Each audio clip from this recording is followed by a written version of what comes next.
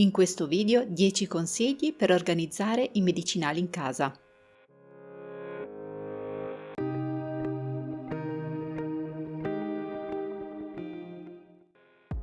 1.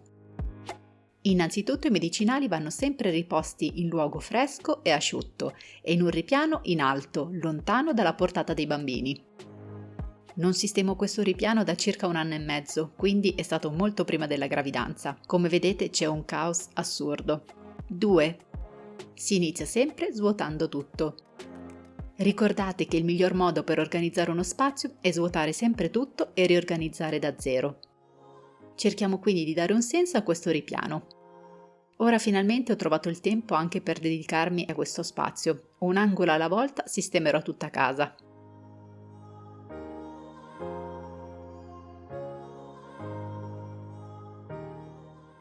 Io metto tutto sul tavolo, ma si può utilizzare un altro spazio ampio per poter ordinare bene tutto.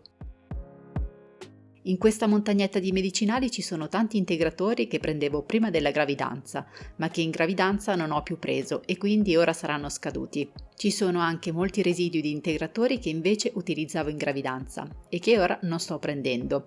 Insomma, c'è un bel caos. 3. Inizio facendo una suddivisione tra prodotti scaduti e prodotti ancora buoni. 4. Un consiglio che posso darvi e che io facevo addirittura anche in gravidanza è: se i dottori vi prescrivono un prodotto che pensate sia simile o uguale a quello che avete già a casa, riferite così al medico: io a casa ho questo prodotto, può andare bene lo stesso o devo acquistare proprio questo che mi sta prescrivendo? Così eviterete molte volte degli sprechi inutili. 5. Prendete dei contenitori e separate i prodotti tra integratori, antidolorifici e varie, in modo da riorganizzare tutto in base a queste categorie.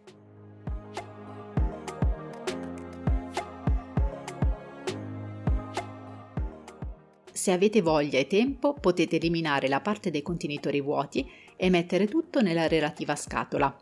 Controllate sempre che coincida la data di scadenza.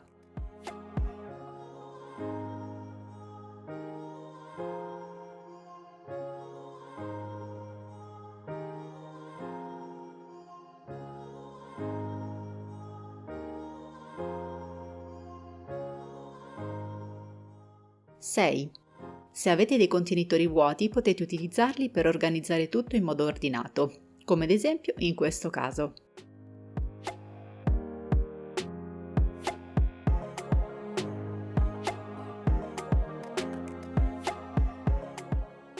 7.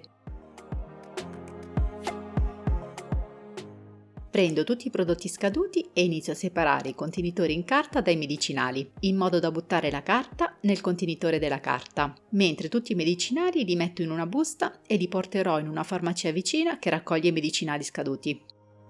8. Per quanto riguarda tutti i prodotti da buttare, controllo sempre se devo annotare qualche prodotto particolare sul mio quaderno dei medicinali, dove annoto sempre tutti i medicinali con cui mi sono trovata bene, integratori che mi piacciono o medicinali con cui ho avuto reazioni inaspettate. È molto importante tenere sempre un quaderno per annotare tutte queste informazioni, perché vi servirà durante la vita. Per alcuni farmaci non ricordo se erano annotati o meno, quindi controllo per ognuno di quei prodotti.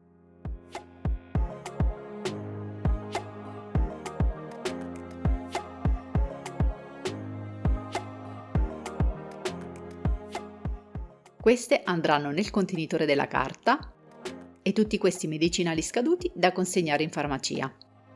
Questi invece da riorganizzare al loro posto. Pulisco bene il ripiano con un panno in microfibra e Napisan disinfettante.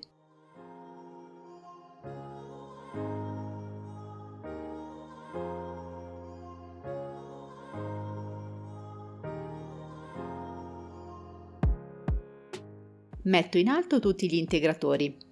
9. Sistemo sempre i prodotti con il nome rivolto verso di me, in modo da trovare tutto più facilmente. In basso invece organizzo gli antidolorifici e tutto il resto. Ho ancora molti contenitori delle urine che mi sono avanzate dal periodo gravidanza. Serviranno sicuramente in futuro perché comunque non hanno scadenza. 10. Usare dei contenitori è sempre utile per dividere le categorie di medicinali o semplicemente per maggiore ordine visivo. Ed ecco il risultato.